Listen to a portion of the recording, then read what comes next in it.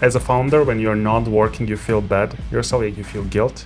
And the guilt is like, oh, I'm not spending this time very efficiently for the company or the product to solve. I think it's so important to bring this idea, because many people think like about raising funds, having a fancy life, but usually investors invest and you need to raise money when you really aim to solve some problem. Any founder has to be 24 hours on the company. You really need to get to the core fundamentals rather than worry about the external and unnecessary stuff. And the core fundamentals is like your customers and solving the problem for your customers. Hi everyone, my name is Vasil Dab and this is Raisable Founders Hub, where we help entrepreneurs to turn into founders that are capable to raise capital, attract best talents, and build global companies. And today we have Davit Buniatyan, a successful startup founder. He's recently raised $11 million of investment, in total $20 million of investment, between the investors, Combinator, and other great top-tier investors here from Silicon Valley. Davit is a brilliant mind, CEO and founder behind ActiveLoop. It's an artificial intelligence startup that helps with the unstructured data. And I'm super interested to dive deep into the journey, startup journey of ActiveLoop and Davit personally. Before we will start, don't forget to subscribe to this channel, like this video, and ask questions in the comment section, because this will help us to promote the content so more founders, more entrepreneurs will be able to benefit from watching this. And in the same time, having your feedback will help us to ask the right questions. Tell us what you'd like me to ask to our guests. Hi, Davit. Hi, Sil. Thanks for having me in the podcast. Super excited to be here. Thank you very much for joining us. How are you doing? Good. How about yourself?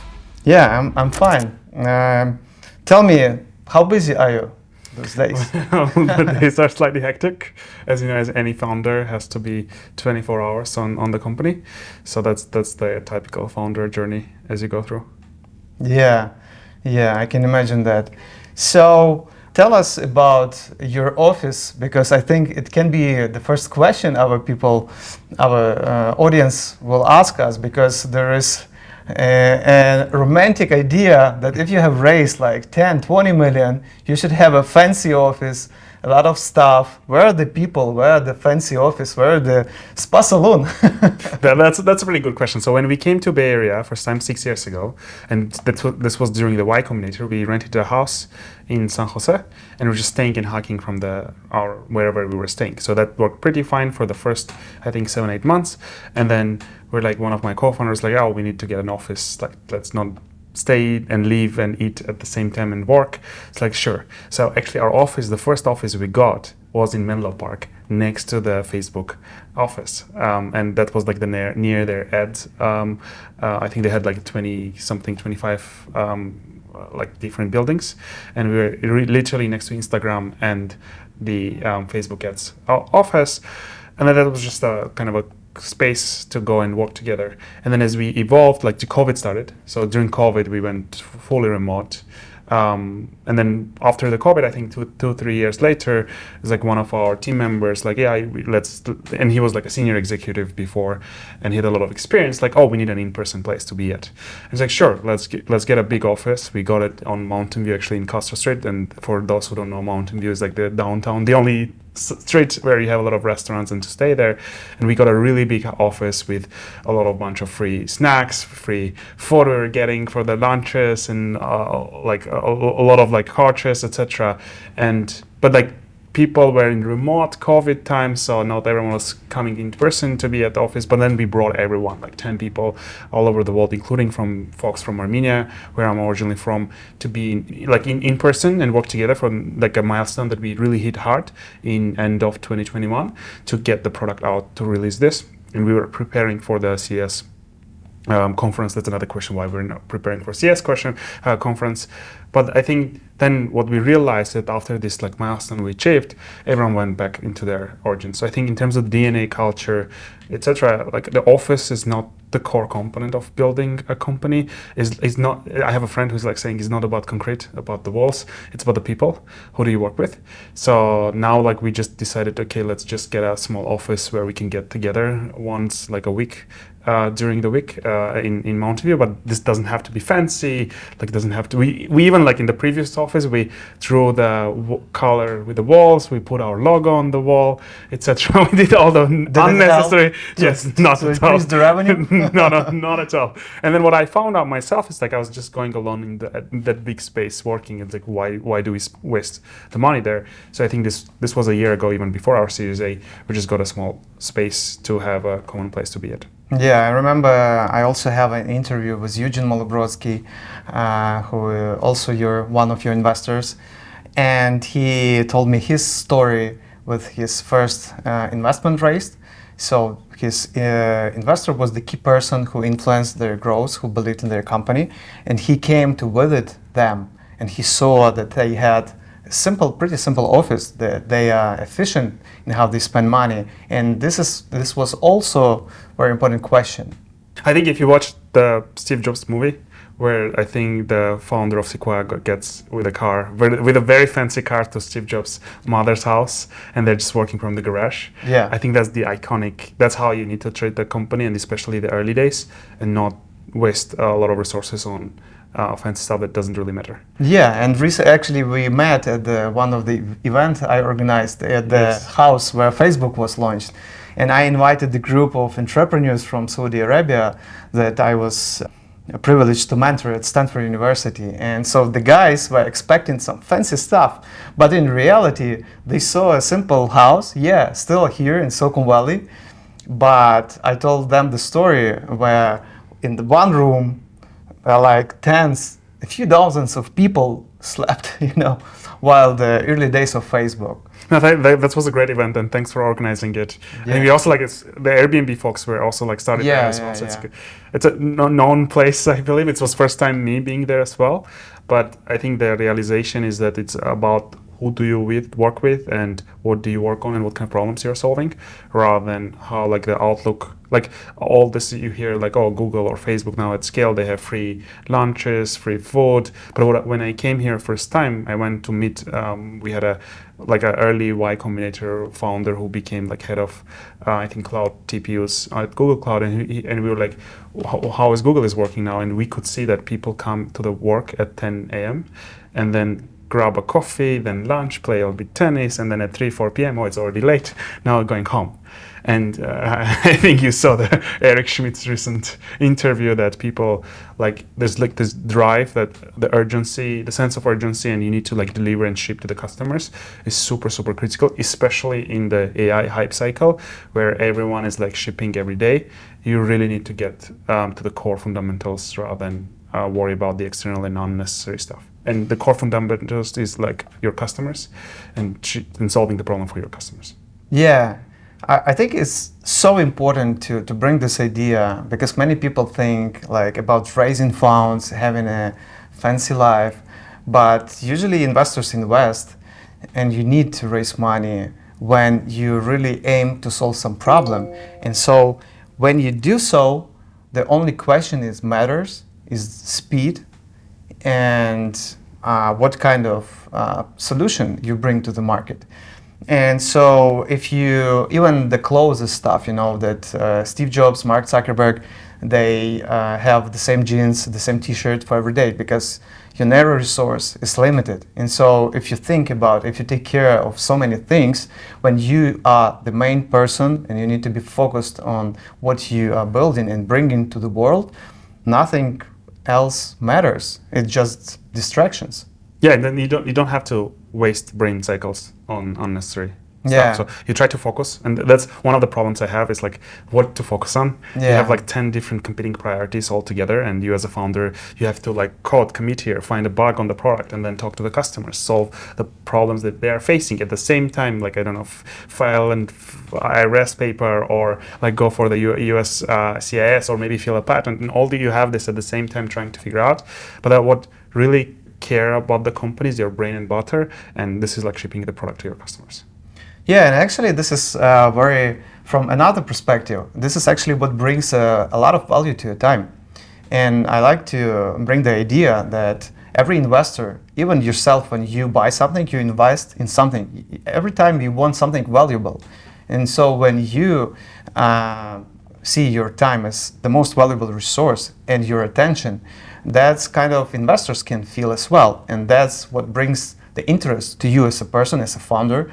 When you feel that this person, this founder is really focused, is really trying to use his highly valuable time to what really matters. Yes, but at the same time, like I think if you don't want to be super dogmatic on how do you spend every minute of your time, you really want to have space for creativity, for serendipitous meetings, and then meeting like random people, I'll call in Bay Area as well. I don't know if you've seen Paul Graham essay on how he spends his time, or I think Mark Anderson recently also posted on how to be very effective on doing the focus. And one of the key terms is like first of all, you need to remove all unnecessary stuff from your calendar and schedule. There's nothing new, but like also how do you spend the time and how do you build meaningful relationships with others, both including inside your company or outside, and at the same time like have enough time to have a deep focus work to actually improve your product. So I think that boils down to both doing the meaningful work that you really care, and also building the meaningful relationships with both people you work with and meet with as well randomly. Yeah, I totally agree. But even when you say that you need to think how you will share your time with something not related to work, it's again because you think about efficiency. Yeah, because you need to have more energy, you need to have more focus, and of course, if you will only work 24/7 with one task, at some point you can get to the burnout. So definitely, even going to some spa salon or something like that is necessary, it's important. Or some people ask, you guys meditate there in Silicon Valley for so long, like you need to get to work, you know. But for me, it can be a part of the work. If I want to see more clear what to focus on, and meditation helped me, I should probably spend some time meditating. Yeah, totally. I think as a founder, when you're not working, you feel bad yourself, like you feel guilt.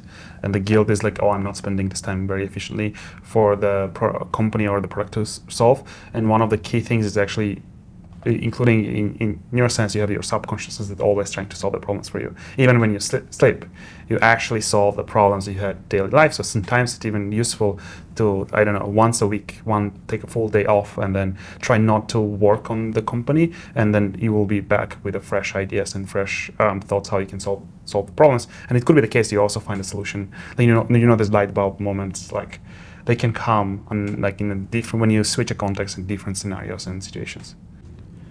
Can you share a bit about your journey before founding ActiveLoop and what actually motivated you to start the company? Sure. When I grew up, I'm from Armenia. I grew up there till 17 years old. I think for my generation, the Social Network movie was like one of the big motivations to start a company. But more than that, I started reading a lot of books about startups, obviously reading Paul Graham's essays, like watching all this Y Combinator videos, and that was like my kind of dream even in high school. So you surrounded yourself virtually? Yes. The reason is like in Armenia, at that time at least, you didn't have the startup ecosystem environment, and like we'll go into this Olympiads solving like math or IOI, the programming ones. So I think the desire for me to start to focus on the company was like partially true, and the other part was I really wanted to become an animator at Pixar. So I was like, I really cared about creating animations. And when I applied to university, I got into UCLA waitlist for animation school, and UCLA has one of the best like animation schools. I don't know if you have seen these Pixar movies, but like on Disney as well, they have this A113 all over the places, like on the car numbers or like on some doors, etc. And this is actually the first room when you study there, you do the animation. That was my dream to go there. But I unfortunately got into a waitlist, and then got into UCL, which is in London. And there's no any animation program, so I got into computer science program. And I had to then learn computer science, but I think after event, so in 2014, we got into this TechCrunch Disrupt hackathon and built a very small app that you can, like similar to Tinder, you can swipe left and right, but instead of people, you get news, and it was like Tinder for news, trying to learn what kind of news that you're reading, so to bring it more. And we got featured by TechCrunch. Then like an event after event is like, oh, we got some GPUs, we got some AI workloads. This is the first time we got interaction in 2014 with AI models to help on this was a very At 2014. 14. Yeah, so about 10 years ago. Until the AI was so fancy. Right. I mean, I think 2012, that's where Alex Krzyzewski, Ilya, and Hinton, they wrote this paper using deep convolutional neural networks to do image recognition, and that's what was a big step. First time at scale you could use compute, which are the GPUs, the neural networks, and data to solve a problem much better than classical computer vision algorithms could do. So that was 2 years later. So it was just getting started. Then my final thesis at UCL, I was trying to find a cheap GPU so that we can train the model for news classification, and I went to this. There was this NVIDIA CUDA programming lecture where they promised you if you come 3 days, do this event, we'll give you a 50% GPU discount. And I was like, okay, great guys, I'm going to go there. I don't really care about this GPU programming. I just want to pass it so we can get 50% discount on getting our first GPU. I went there. Unfortunately, there was like busy, so nobody was there. And there was an exam. It's like, go home. There's no any lecture room. And it's like, okay, no, didn't work out. So I went home, and then I got an email from a professor saying, hey, we actually changed the location. You should come to this place. I went there. Within, I think, 13 minutes, I learned this quickly, the GPU programming, like to actually pass the tests. For how much time did it take you? I think 30 minutes, but that was a 3-day stuff. And I was like, I didn't really care. That's the thing. My goal I was optimizing for is to get a cheap GPU, like 50% discount on the GPU on this K40s, whatever. But then I talked to a professor there, and he was like, oh, what are you working on? I shared that I'm super excited about this AI models and this specific domain. And like, oh, did you talk to this professor, Lourdes Capito? She's heading all the computer vision at UCL. Like, you should go and talk to her. So I was like, no, I never. Like, it's like, just emailed her. Like, I had never met her. It's like, hey, can I come and see you? I have this project I wanted to chat with you. And she was like, sure, yeah, you can come. So after I went, talked to her, she's like, after 13 minutes, like, oh, would you like to be my student for the final year? You have to write a thesis, and I'll be happy to advise you. I was not expecting from that meeting at all. And I was like, sure, yeah, why not? So she gave me a book. It's like, go and read this. We'll be back in 2 months and we'll start working on the project. And when we started working on the project, so we took a paper and we had to implement this. I pinged the authors of this paper. They're like, you are on your own. We're not going to share any code with you. You have to figure out this yourself. And it was like a pretty hard problem to solve. And that was early days of deep learning frameworks and how like you can run computation on the GPUs much more efficiently with the higher abstraction. And I was struggling a lot. And there was this time when I had to apply for my PhD program. And as like I had to apply to top 10 universities. And I asked my advisor, like, can you put a recommendation? And I thought like nothing is working out, why she should do that. But she said, sure, for sure, I'll do that. So she did all the recommendations. So fortunately, on the day, exactly the day, I'm not exaggerating, the day my PhD thesis started working out, I got the invitation for my PhD at Princeton. And like I got super excited. Both my thesis worked out because it was like struggling for 6 months. It was nothing working out. And I got the invite. I finished the UCL like after 2 months of that invitation, etc. And then my advisor came in and said, hey, I have to tell you something. And I was like, okay, so I think I did something bad or wrong or whatever. And she was like, no. I was like super nervous first time when I saw you to take you as a student. And the main reason was that you were my first student, undergrad student, to take for she used to work with only PhDs and master students. I think that what it taught me is like it was not only my side was nervous, like getting into unknown domain and learning from scratch and writing a thesis with a strong professor in the field, but also like from her side as well. She was like taking student, not knowing what's like how she's gonna manage me to get to a success. And there was this point where we didn't know if anything's going to work out or not. So it was like we were going into a complete disaster and failure. But things kind of super aligned. Both the project succeeded, and also I got into a PhD program, and that's how I got into US. How did you get to Princeton? So what was it difficult? Did you have money to pay for that? Oh no, it was so if you get into a PhD or grad they actually pay you. Okay. There's no any, like you don't, as a student, like first year it's fully funded, and then the second year your advisor budget pays you. You can't just go and self-fund yourself. Was it difficult to work on your PhD, and how much time did it take you? Is it possible to share with some other job, or you need to be focused 100%? Here's the story. So when I got into PhD, I think I said, okay, I'm not going into startups anymore. I really want to focus on becoming academic. I'm super passionate, excited about this, and true, it's like one of my regretful decisions to drop the PhD eventually. And when I got into the first few days, I even was not at Princeton. My advisor who accepted me, he was the head of computer vision lab. He was like, hey, I'm leaving Princeton. I'm going to Bay Area to start my self-driving car company. Do you want to join my company? And I was like, wow. Nope, I'm coming to finish my PhD. But I need to find a professor. And I accidentally or incidentally got to work with Sebastian Sun, who is one of the leading scientists in neuroscience connectomics field. We're trying to reconstruct the connectivity of neurons inside the brain. It's like if I applied directly to his lab, I'm quite sure I'll never get in. But since I already got in Princeton, then swapping a professor advisor I've never worked with was much, much easier. And he's like one of the smartest people I've ever met and worked with for the 2 years. But here's the thing, is like if you want to succeed, you really need to focus on one thing. And I learned this in a hard way. I think during the last few months while I was at Princeton, we were working both on the company and doing the research. I was doing it there as well. And neither the research nor the company was moving forward pretty successfully. So I went to another professor. He's also a CTO at I don't know if Series C, maybe Series D startup in databases as well. I asked him, Michael Friedman, and I was like, hey, we got into Y Combinator, so we applied last day, we got in. What year was it? It was 2018. 18. Mm-hmm. So we got into Y Combinator, and I went to him, I was like, hey, what should I do? Should I do the company, or should I finish my PhD? And he was like, you can do both at the same time for sure, but you won't be successful in either. You'll butcher your PhD, you'll also butcher the company, so you'll end up with a mediocre degree program, and also a startup will probably fail. How about you take a leave of absence, try for a year, we'll give you an extension for 2 years. Eventually they gave me 3 years because of COVID happened as well. And then if it doesn't work out, you can always be back and continue your PhD. Oh, wow. So that was so you left and went to Bay Area, joined Y Combinator program. Yes.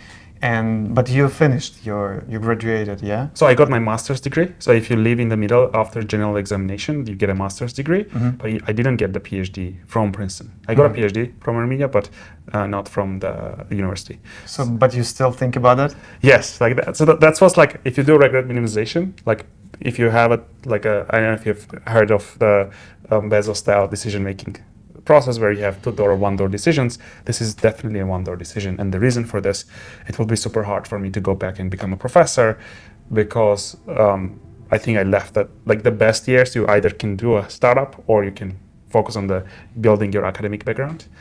And for me, what happened 3 years later, my advisor sent me an email towards any decision ?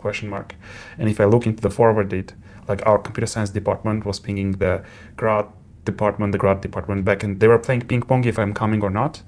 And then there's one of them is oh, well, how about we ask his advisor? And then they asked Sebastian if I'm coming or not. He's just ask him. So he forwarded me, and I think that was the exact moment I realized I can have bigger impact on computer science working on the company versus I go and finish my PhD. So if you optimize or maximize the impact you can have, that becomes a no-brainer choice.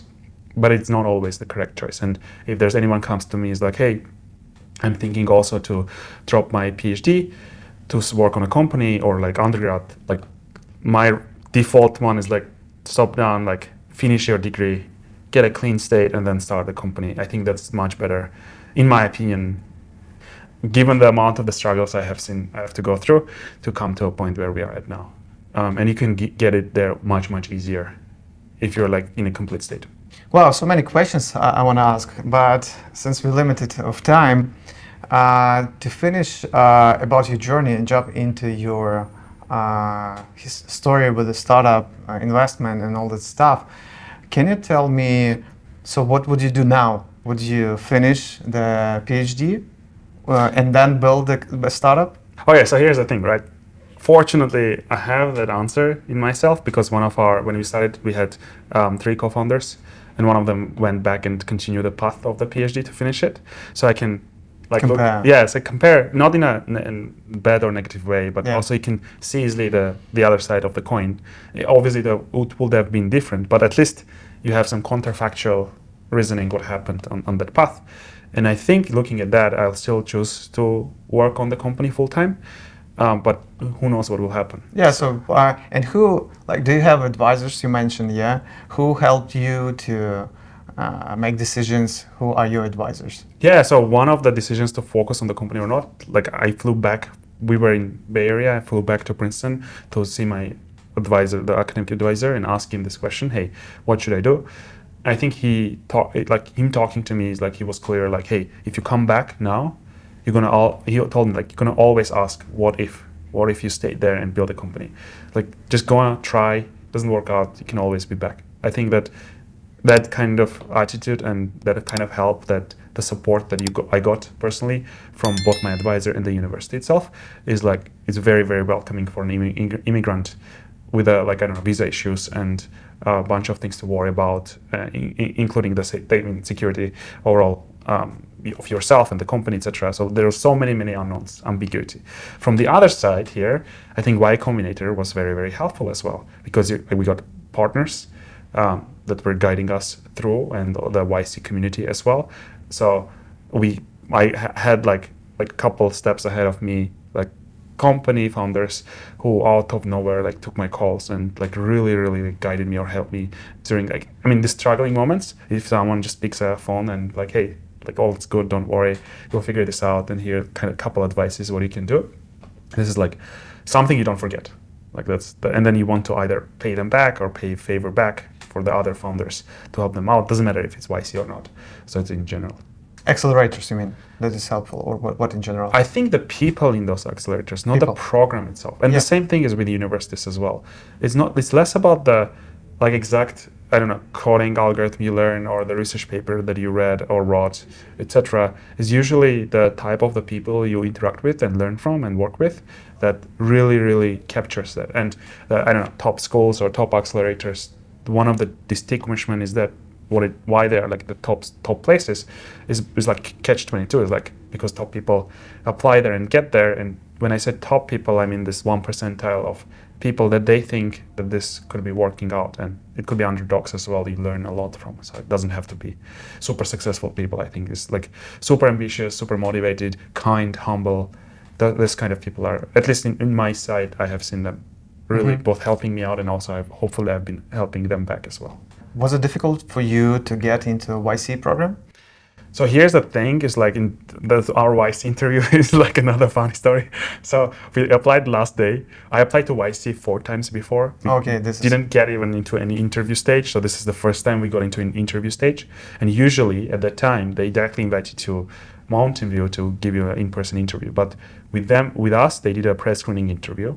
Which one? Pre-screening, they just got on a video call with us. It's guys, well, what are you doing? So where are you based at the time? Princeton, New Jersey.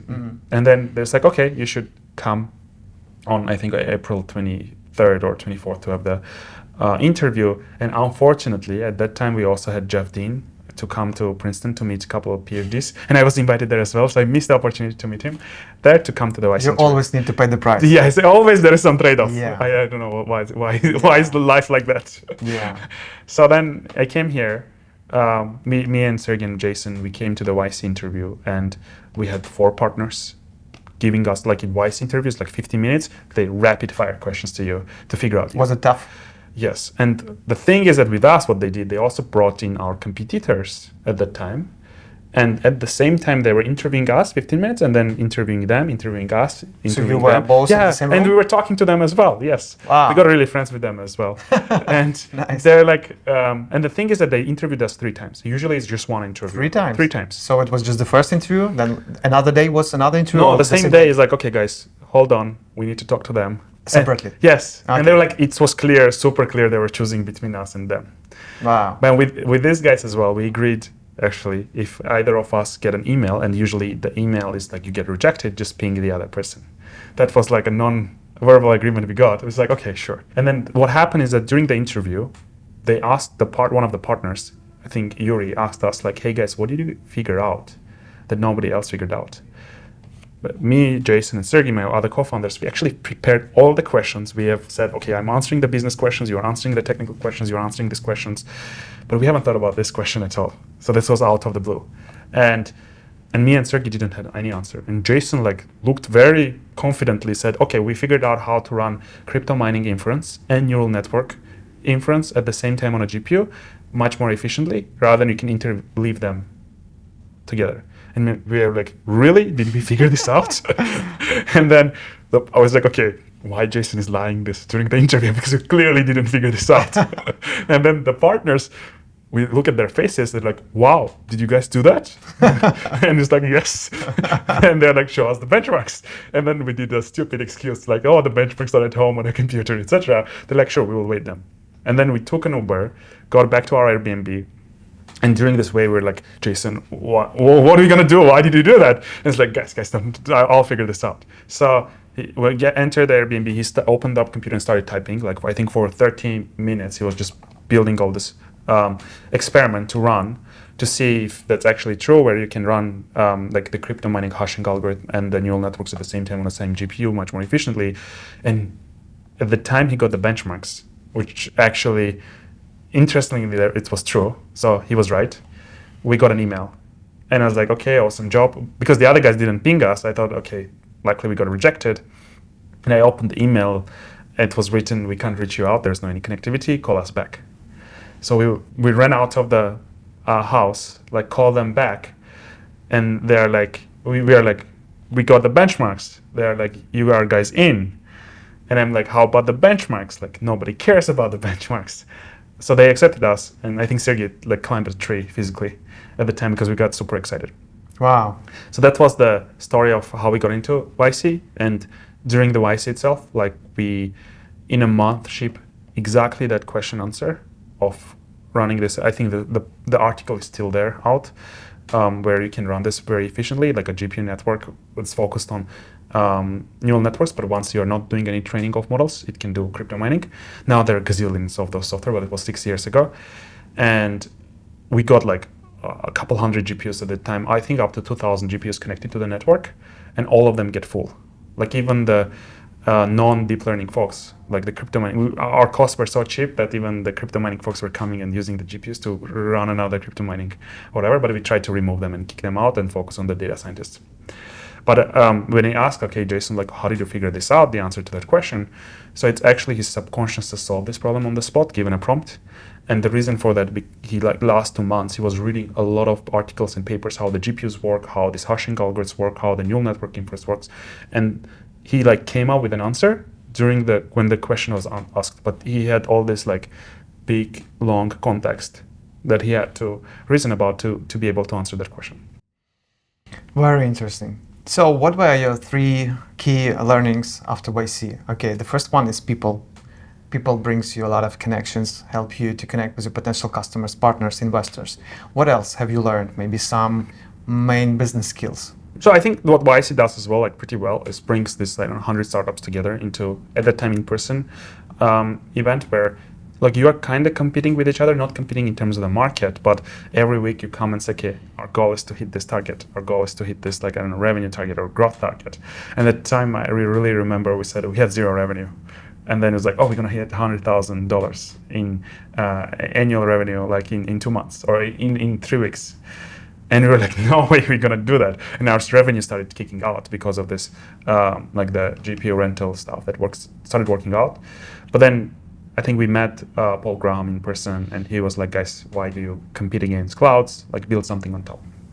And that was a big divergence to what we have been working so far. So we abandoned the idea. And I don't know, fortunately, unfortunately, one of the co-founders left the company, and we started like iterating on. So you pivoted? Yes. And why one of the co-founders left? He wanted to finish the PhD at Princeton. So and then I was like, okay, let me try. If it doesn't work out. And you pivoted? Yes. Was it difficult for you to make the decision to pivot? I think we clearly knew that GPUs, like infrastructure, is not going to work out, and there are 2 reasons. The one reason is that the connectivity, the technological reason, where the connection between the motherboard and the GPU was so weak for the crypto mining stuff that you couldn't actually transmit a lot of data to train those models. And the second thing learning was that enterprises will never trust their data to be on a third-party cloud vendor. So there's two things. We said, okay, this is clear that we're not moving forward. What should we do next? How much time did it take you to get to that understandings? I think from the launch, I think we launched in July 2018. I think we were done with that idea, I think middle of August. Okay, I just try to bring the importance of be ready to pivot, because many people, including myself, were taking too long, in order to understand that this thing doesn't work. And since you go deeper into the market, into the customer development, understanding the real problems and the scalability, you need to be fast in order to pivot in. And so that's why it's interesting how many people are actually pivoting during the YC program. Oh yeah, like you have so many fun stories, like people pivoted last day, like Brex. Wow, last day before the demo day? Oh my gosh, really? Yeah, Brex is one of the famous stories. They were doing some AR, VR company, and the last day they just swapped into a banking industry, and the success of Brex. And there were I think many of such examples where you have I think what YC really cares is less about what idea you get in. They clearly knew with us we're going to change the idea. I think that was a no-brainer. Who knew? The YC people. YC people, yeah. I mean, they didn't tell us. They were like later. Because you need to come to the decision. I think that's why that question is super important. Can you actually figure out something new on the, not on the spot, but as do you have enough expertise in the specific field, you can always come up with innovative ideas. Mm-hmm. So when you have to iterate, you actually can iterate much better. So the iteration time and the convergence is super more important than the initialization step where you're at. Mm-hmm. Very interesting story. So many insights. And how many times have you pivoted after that? Oh yeah, so I can tell you how we got our first paying customer. Yeah. Not this data scientists who swipe their credit card. We got that before. Okay. Our first, I'll say, a B2B customer that paid us big money at the time. So one of our investors introduced to us another company, who was the small Palo Alto legal tech company. If you go to their office, it was like this, in Palo Alto near California Avenue. And this was after you finished the YC program? Yes, that was a month later. Months later. Yeah. Okay. I mean, one of our investors who invested before the pivot happened, he was like, okay, guys, we understand the situation. Let us help you. Let us introduce you to a potential customer. Okay, I just want to stop here briefly. So you finished the YC program. After the demo day, you raised $1.8 million. 1.8. Yeah. It was pre-seed, seed? Yeah, at that time it was seed, but it's pre-seed money. Pre-seed money? Yes. And then your next steps were in customer development, more on sales? Correct. But what were you doing during the YC program? Oh, so during the YC program, we were focused on the first initial iteration of building this cloud. Of building, not in sales? So we had the sales, we had users and customers paying us for the product, for that the GPU rental. Okay, I see. But we abandoned that idea after, I think, mid-August, before the demo day. And have you started from the customer development again? Right, and then the next step was okay, what do we do? And number one advice for YC is if you don't know what to do, you talk to customers. And either you talk to customers or you build a product. How many customers did you talk to? I think during the YC demo day, there was another feedback we got. It was or advice. It's get all our other startups as your customers. Mm-hmm. We're got out of this 100, there were 160 startups at the time in the YC batch, and then maybe 20 of them were YC AI companies, and we got half of them as our AI customers. And some of them paying, some of them not paying, but we actually solved each problem. But post demo day, everyone was busy closing their investments. We said, okay, what do we need to do? Let's talk to our outside customers. And one of the things we started actually running campaigns, email campaigns, to outreach them and optimize these email campaigns to try different ideas. I mean, now you have all this AI SDRs and all these automatic email sequences, etc. At that time, I think people were not that much into them. And we had free arbitrage opportunity to try a bunch of ideas. We even got a paying customer through that. Usually I wouldn't advise to get your first customers like that, unless you're doing a really mass market, unless you already figured out you have some PMF to do outbound. We were reaching out to a bunch of people, to our network, our friends, and our investors as well. And one of them introduced us to this startup. Mm-hmm. And the startup came with a problem. They didn't look into what we have and we don't have. They're hey guys, we have this problem. And what's the problem? They have 80 million text documents, all the patents in the world, and they need to train a large language model. This was 2018. This was 1 year after this paper called Transformers was out, which actually caused the second wave of revolution and all the GPTs based on Transformers. And the Google only had BERT for 1 year. And we're like, sure, we can do that as any founder, like, let's sign the contract.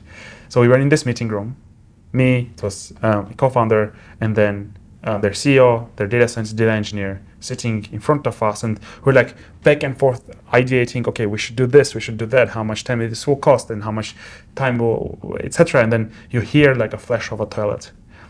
And there's one guy just passing behind, and the CEO is like, oh, wait, I want to introduce you to these guys. He's like, hi, nice to meet you. Like, his face was familiar, and he was like, what you guys are doing? And I figured out, and we stood up and said, hi, like, we're building cloud for AI. We are focused on machine learning and deep learning workloads and helping to accelerate that. And he's like, cool. Like, we also dropped from the PhD. He was like, hey, I did the same thing. If it doesn't work out, you can always go back to finish your PhDs. If it works out, great, then you will focus on the company. And his face was super, super familiar. And then at that time, I see my co-founder just sit down and focus on the CEO, like thinking, who is this guy wasting our time, our precious time with our customer? And he was like, oh, he's very chill, actually. He's one of the first people who realized why our original name was like Snark AI, the legal name of ActiveLoop. And Snark AI is based not on the snarky word in English, because we were not English native. We didn't know that there's a bad connotation of that. But it's based on ZK snarks, which is this zero knowledge proofs in computational theory. And he's like, oh, no, these guys are doing something very super like deeply technical. And then he left. We signed a contract, everyone is happy, and we got out, and I've turned to my co-founder, is like, did you realize who was this guy? And he was like, nah, some PhD dude we met at Princeton. It's like, no, it was Sergey Brin, co-founder of Google. Oh, wow. And he was like giving the advice of like, guys, try this out, doesn't work out, go back to finish your PhDs. So I think that get back into the same story. But we did iterate. So we did actually ship the LLM, the language model for them, within a matter of weeks, and then run a big inference at that time on 300 GPUs. Now it's a small number, but 2018, that was a big number. And we quickly realized we won't be the best in training these large language models. And the reason is not that we shipped a bad model. They actually got acquired afterwards. But the reason was that we have, like, you need a really large infrastructure, and you need to have a lot of resources. And we, like, the OpenAI was not yet, the GPT models were not public at that time. And then we were like experimenting with LLMs, then computer vision models as well. And what I saw at that time is like, hey, like, yes, AI is going to be big, but there's a missing piece. And the missing piece is the data infrastructure. You have all these awesome databases, data warehouses, data lakes, lakehouses, specialized for analytical workloads, but you don't have one for AI workloads. Like, why don't we actually go and build the best data infrastructure for AI? And that will be our problem. And that's our last, let's call it a big pivot happened in 2019, where we released the first version of Deep Lake in 2020, early 2020, for a customer. Actually, we didn't just build this out. We got another customer who had airplanes flying over the fields, collecting a lot of aerial imaging data, and they had a problem with how to manage petabyte scale data sets, like big, like in Illinois, they have this big aerial fields to provide insights to the farmers. So we built it out for them, and then we did open source, and it started like trending across all GitHub repositories. It was number 2, I think, in February in 2021. Then we released, also built a community of 2,000 data scientists and data engineers. And about a year and a half ago, we released the enterprise version, started onboarding initially small companies. And then we got our first public company, Matterport. Then we got Fortune 500, really large medtech company, and then a life science company like Bayer. We work with Flagship Pioneering and a few other enterprise customers, and that's like that. And then we closed our Series A. But all I think I think there are a couple things in terms of the ideation came into the picture. First, how the early, let's call it, insights that we knew about how AI is going to evolve. I think, at least, I mean, it's easy to say in hindsight, you can be a prophet, whatever, but in 2018, it was clear that language models going to be much better and much more like chatbots. We even had, at one time, had a discussion with ASUS to help them to train the LLMs for their bots. But then we decided, okay, but better focus on our products versus helping others to build products. But I think that was clear. Now the question is, in that vision where you see the long horizon, where you can do a bet, and try to capture or materialize that bet. And that bet can't be just like on a visionary basis. You need customers to get proof points to there is the bet. So I think that was the last 5 or 6 years of our ActiveLoop development, and we are still small. We are still have a small office here in Mountain View. How many people are in the team? 20 people. 20. Where are they based? And they're remote all over the US. We have folks from Boston, from Texas. We have from Wisconsin State. We from Canada as well. We have an office in Armenia. We have engineers from India as well. It's and then one of the key things what happened because during COVID, we started hiring, and then by DNA as a company, we became remote first. So I think we are in this hybrid mode where we have a physical office here and physical office in Armenia. How many people do you have here? 3 people. 3 people. And what are roles? As a head of growth, I think Mikhail, he's in the go-to-market basically team is based here, and Mikhail, he joined us about in 2020, and he was one of the early hires. He's launched YouTube Music in 8 countries before that. Did a research at UNC Chapel Hill on how fake news spread during the COVID, and then he joined us. He's one of my early friends from my high school days from Armenia, but he was in Czech Republic before that. And I think once he joined the company, that also helps with the trajectory of the company changed. You can easily see one person joining, really helping to shift the early days, early people you hire and get into the team is super. They have so much impact. Mm-hmm. And more impact than the investors. And who got you these B2B deals? Because you mentioned Asus. You also work with other large companies. And how was you able to get them? Yeah, I think first of all, our open source played a role. Once we got this growth and attention from the open source side, and people could really use your software and deploy on their side, that's the early customers channel that really helped us to get. But still, you as a founder, at least at the stage we are at, you have to do founder first sales. Our head of product, Ivo, has been super as well, hands down. So Ivo and Davit, they are our exit team. They joined us 2 years ago, already 3 years ago. They, Ivo had a background. He did a PhD at Stanford, worked for Tesla for a few years, did a computer vision company himself, shut down and joined us to head the product. And then Davit, she was a chief data officer at a gaming company, managing about 500 employees before, and then did masters in ETH Zurich on math. And she was initially our VP of engineering, and Ivo was our head of product. But then also Davit's superpowers in GTM, was talking to the customers. We moved there to see our role. Anyway, so I think then Ivo and Davit, they really started helping with the closing the sales. But still, I think we at one point, by the way, we hired a CRO. He's super experienced person from Bay Area, closing $1 billion worth of sales. But at our stage, we were super early for him. Chief Revenue Officer. Yes, correct. Mm-hmm. So I think hiring the right salesperson, we have been struggling in that role. We are now I think. Before that, who actually did sales? Oh, me. I say founders should do sales. As much as you build the product and do the investment. In the same time, yeah. So yeah. It's you can do, but it's quite difficult. So that's why when you spread it, to the right professionals, then they help you to get deals done. Correct. Yeah. And here's the thing: is the YC tells us as well. Hey, they told us don't hire salespeople. Do the sales yourself. We're nah, we are different. We will figure this out. We hired the salespeople. Nothing happened out, and we're okay, we have to do this ourselves. So I think. What is the right moment to hire salespeople? I think once you have if it's enterprise, large sales, once you have a handful of 4 to 5 big contracts. So first 4 or 5 contracts you should to get yourself. Right. And I think the very more important that during you have this 4 or 5 contract, you actually understand well the need of the customer. And what I think, maybe you can argue, but you can hire salespeople when you already got this market need, so they can do sales, their job. But in order for salespeople to speak with the customers, not from the sales perspective, but in order to do this customer development, to founders with big ears, to listen to your customer, not to sell from the first meeting, second meeting. No, you're totally right. Yeah? Actually, once you have a playbook. So, and the way you get a playbook is that you already found all the repetitive steps in your sales process, so that you can tell someone and he can automate, but they won't figure out things for you. And that's the biggest, I also did that mistake as well a lot of times. I think, these guys will figure this out, I'll focus on this part. But as a founder, you have to be hands-on, super hands-on with customers.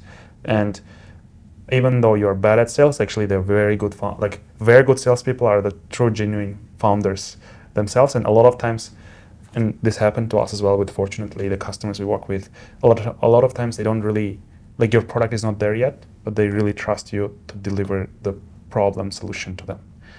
And then they trust the founder rather than your customers, yes, your early customers. Right. Because if you do the right customer development job, they feel that you care about their real problem, that you're really aiming to solve that problem. And that's actually, I believe, builds this kind of relationship that they want to support you, because you can help them to solve their real problems. Exactly, yeah. And that building the trust and the relationship is super critical.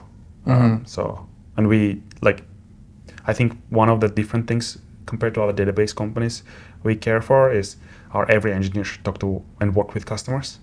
It's super hard. Sometimes you have this C++ engineers who are super hands down and focused just writing the right code and don't care about anything else outside of the screen. It's we really ask them to, hey, here's our customer, we really care about them. You should work one by one. And then we don't have, I think one thing is we're trying to not have customer support team so that all that input goes into the engineer hands so they can solve this for the product. And I think we're super happy to have a great team that really goes after every customer to make sure that their problem is solved. And it could be a paying customer or also it could be a community open source user that has been struggling with some problem, even though they can contribute and commit and solve the problem for themselves. Okay, nice. Tell us what actually ActiveLoop, what problem does it solve? So I think when we started, there was no any infrastructure for data management for data scientists. So the data scientists, the way they work with files, and the data sets they train their either language models or any deep learning models was the way you operate with your files on top of your desktop. So everything is in a messy space. You had these big companies like Snowflake or Databricks that very well work for analytical workloads. And analytical workloads are those that you run a query, give me the past 3 months of sales activity, or do a forecasting what will happen in the next 3 months in terms of my inventory. But once you touch images or video or audio or even text files, these approaches do no longer work. And there's no any proper infrastructure for this. And what happened is that because of deep learning, the models, they don't really care if it's an image input or video input or audio input.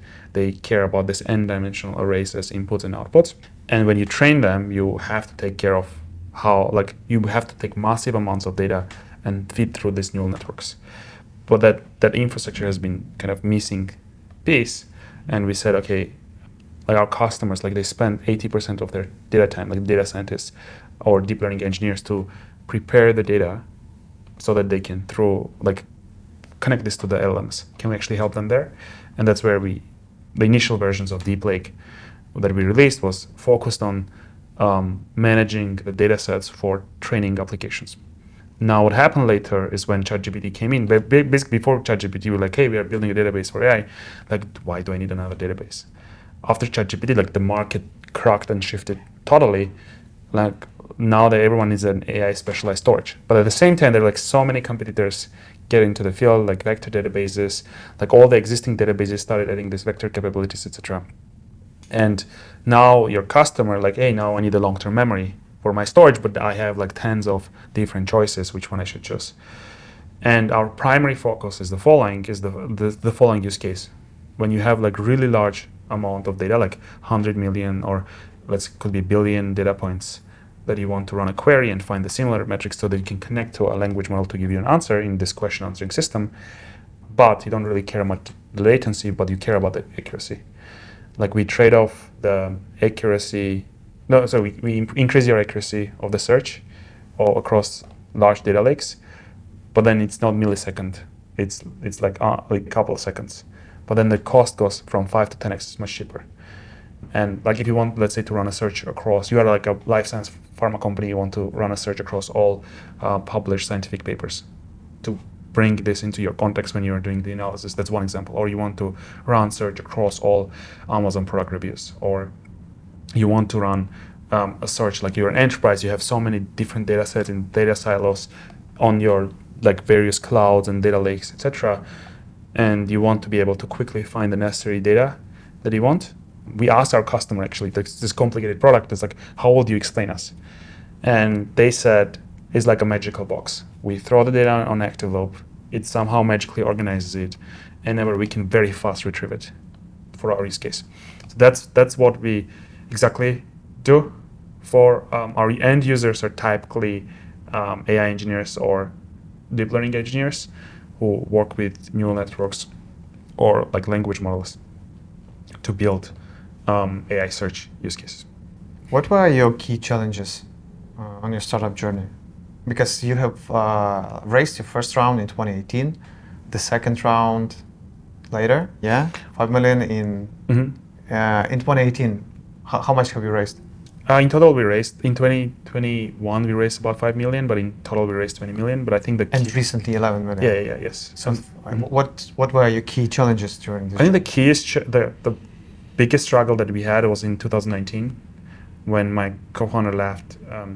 We were like, okay, there's one person left in the company. And there were 3 co-founders, right, and all were technical. Yes, we all were technical, and we're really good friends. They're great people. Actually, a lot of companies fail because of co-founder splits. Yep. And fortunately, ours didn't. And that's only thanks to the people, like the nature and ethics and how they deal with such situations.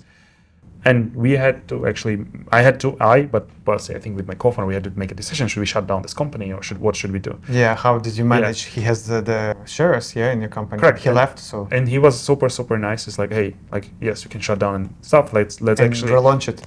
Right, yeah, but let's not waste anyone's time. Like, I have also investors who invested from his friend's side, his side. Why don't we offer all our investors money back? Whoever wants to take, they will leave. The ones that trust, and we will start basically from scratch. I think this was like super good move. In hindsight, we learned that like if a founder does money back, it's actually a pretty strong reputation thing. But we didn't know at that time. We were like, okay, we want to do the right thing for everyone, including us and the investors. And apparently, investors look it very, very positively. And some of the people who also took their money back is like, okay, call us back whenever you next time start your next company, etc.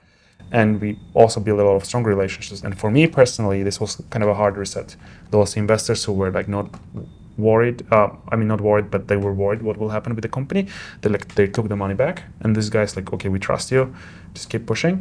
Yeah. So they have the trust, and it's kind of reset of expectations. And then I technically started from scratch at that time. But I really appreciate all the investors who kept and stayed and believed. But so you still had this money. So half of it was gone. Half of it was gone, and the rest you give it back. Correct. And then you relaunch it. Yeah, and then we started from scratch. Invested again. No, nobody added any money at that time, but we had I think about 500K or 400K left in the bank. Left from where? If you. So we had raised I think 1.8. We spent a couple $100,000 in the first year. We then offered everyone back their investment, so half of that whatever was left was gone. So I think, don't remember correct numbers, but it was about 500K that was in the bank. It was me, myself, in the company alone. And that period, I remember that process of running, going after every investor and offering them this, and then some of them is like, yes, return our money, we send the documents, transacting back the money. That process, you typically don't do that in a company. But I guess shutting down is another big process, but that's... And you need to be focused on something, yes. Not building. Correct. Yeah. That was, and some investors, the prominent ones that we really admire, they're like, guys, just shut down the company. And I think I was like, nope, I'm going to continue. And if you don't want to, you're freely, you can just jump off the board. And the people who stayed, I'm super, super thankful. And they're they believed into. I think they also looked into it. It's okay, let's see what will happen. But then I was like, okay, I'm alone. I'm super focused on what I'm going to do. Let me choose the direction I'm heading. And they also build the initial team.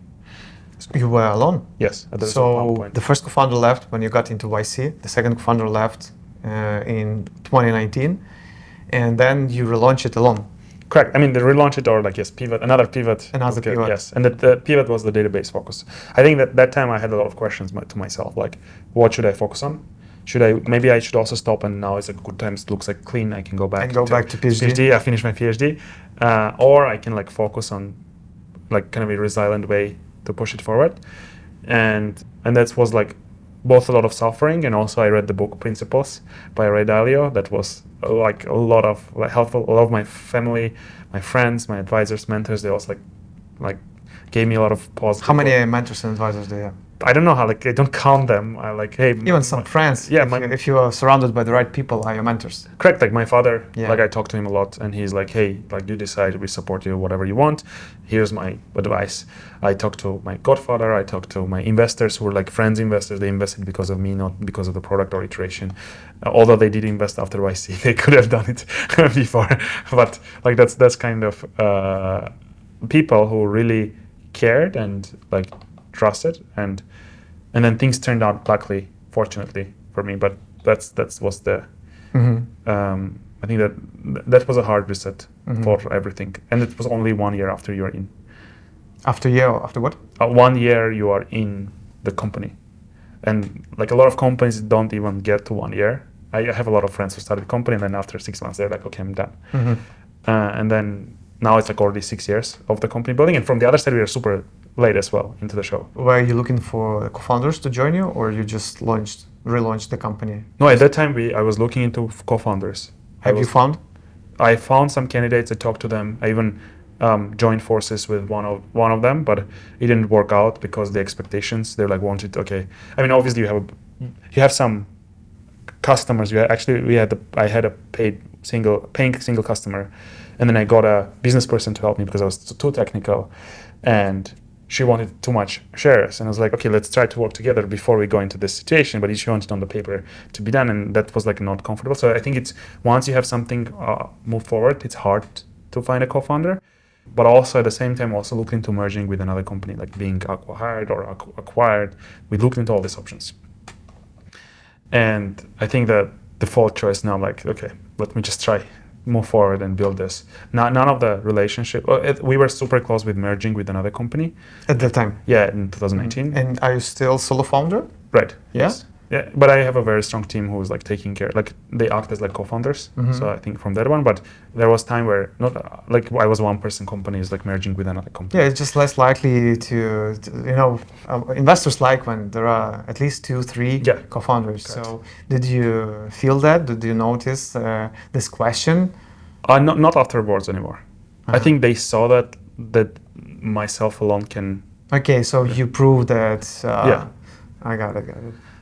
Because they knew you, so you had these relationships built, and it's much different. And then for the subsequent raises, this was never a question anymore. Like for the seed round that we raised 5 million, and then Series A that never came up as a problem. How difficult for you to raise money? How much time does it take you? Well, okay, so 2021 maybe we got lucky, and also the market was good. Last year when we started raising the Series A, it was like a disaster. Really? And it was super hard. And the problem is like we built relationships with all the top funds in Bay Area for the last 2 years with coffee chats, etc. And like they also knew us and the company. They came visit our office multiple times.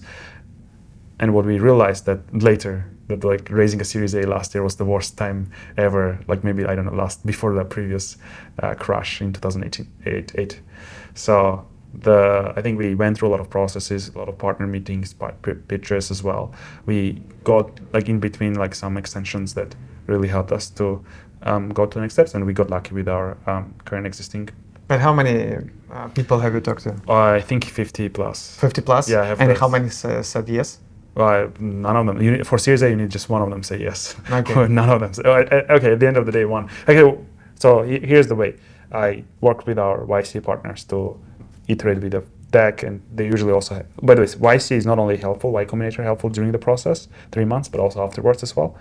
And they're like also sit down with me, help me iterating with the deck, with the presentation, and getting the right pitch, etc.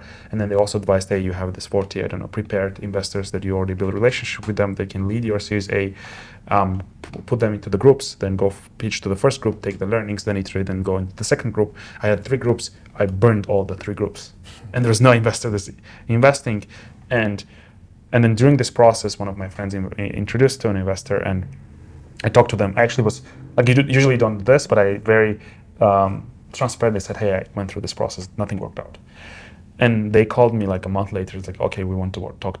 Like, work with you, and they give a term sheet, and I think that also like the understanding on the other side is like super critical for the investor.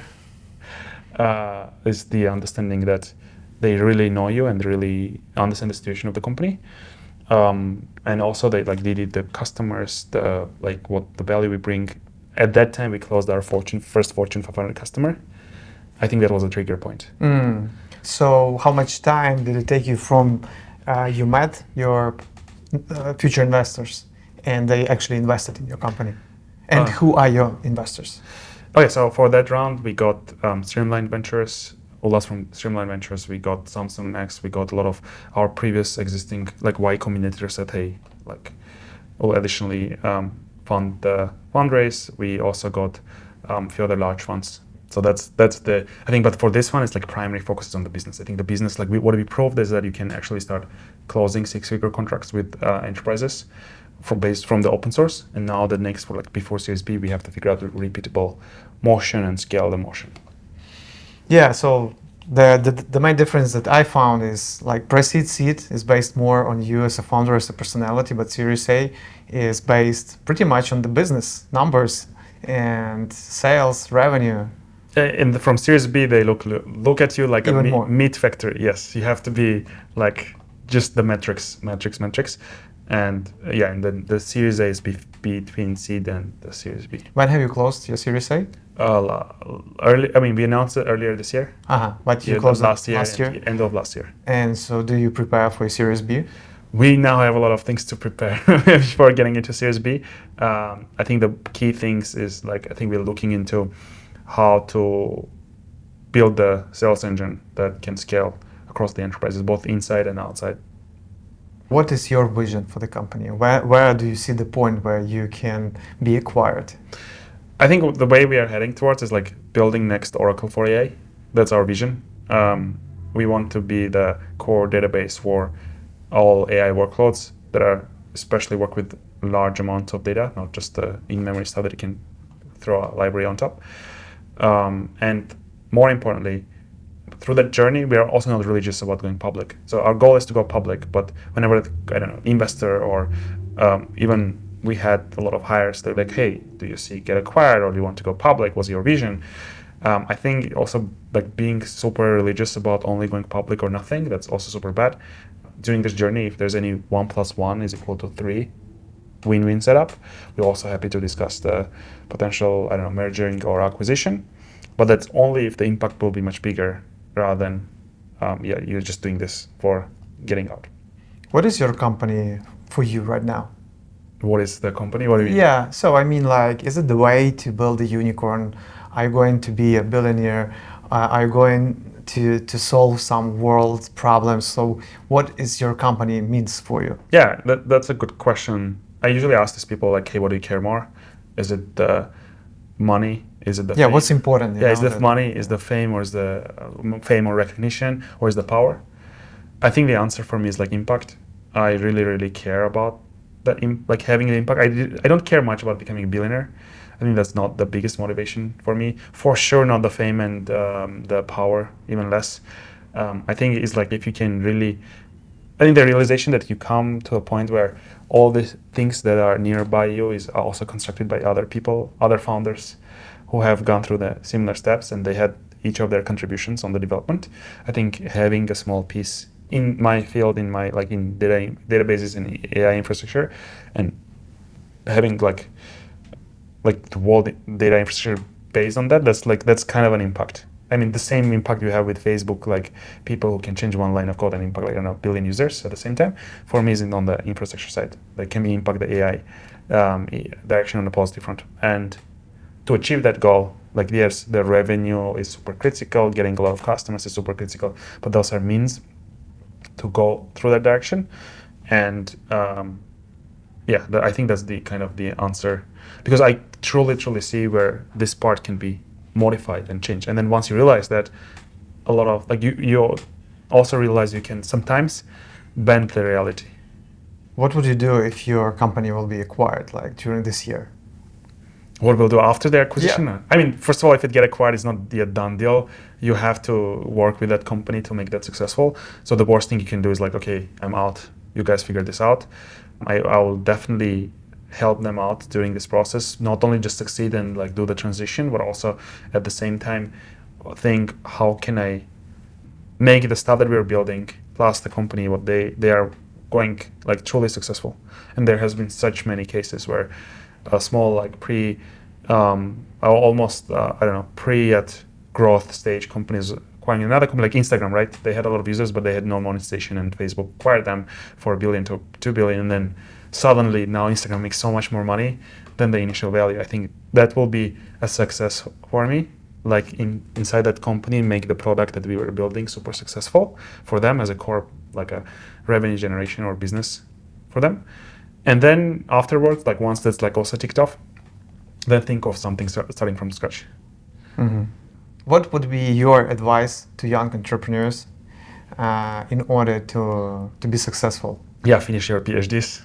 I think the AKA for that is not actually about the degree, it's about get your superpowers. Like come to a point where you figured out something that nobody else figured out. PhD is one way of doing that, but you don't have to. You can also go and contribute a bunch of open source, read a lot of papers, publish a lot of articles. I think really building some strength in a very niche domain, while at the same time being a generalist. So it's not enough, but it's necessary condition, I think.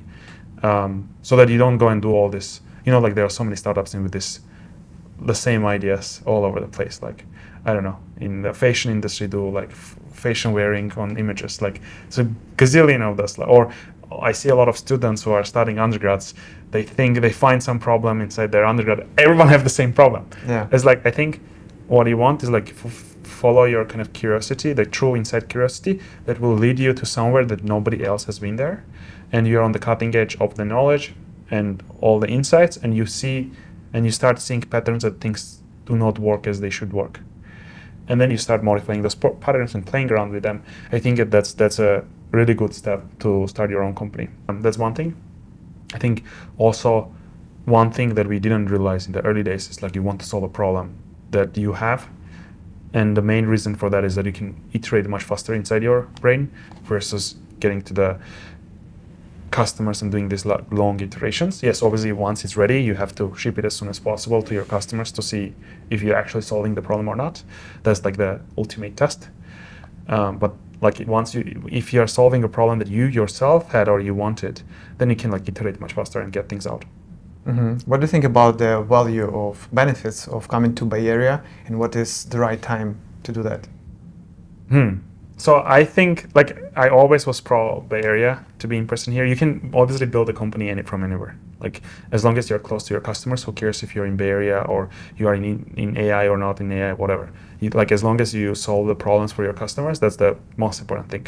Now being here, what the advantage it gives you is like you actually meet a lot of other ambitious people who are also like both going through the same struggles as you are going. And Bay Area network is like a highly dense network. You can very fast reach to the right person you're looking forward within the network. And the other side, like Bay Area is also very good at detecting tourists and then kicking them out. So I think that Silicon Valley network and people here are super big, tremendous help, including from the investment perspective, getting customer perspective. I think that's one of the reasons I'm here. But also I have a lot of very successful entrepreneurs who stayed, let's say, in Armenia and built the successful companies raised from Silicon Valley while not being here. But I told them as well, like if you guys were here, your success will be 10x bigger, or the chances of similar people will be 10x. Yeah, so it can be faster.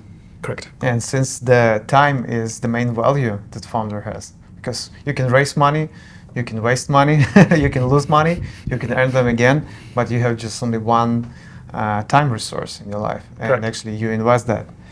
And so if you can do something faster, and Bay Area can help you to do that, so you should probably go and use the opportunity. Davit, it was a pleasure speaking with you, and you gave a lot of valuable insights. I'm pretty sure many entrepreneurs can benefit from listening it. And I wish you good luck with ActiveLoop in general in your life to achieve your dreams, achieve your goals, and don't forget to have fun and relax sometimes. Thanks, Thank you so Vasil. much. Thanks for having the podcast. And actually, fun is another one of the recent things that I've realized is super, super critical. Yeah. So, regardless of your so serious conditions, just enjoy the Yeah, process. some friends of mine, they say, don't be so serious. Yes, exactly. So with this smile, we will finish this podcast. Thank you guys for watching. Don't forget to subscribe, like, and again, ask your questions in the comment section. Take care.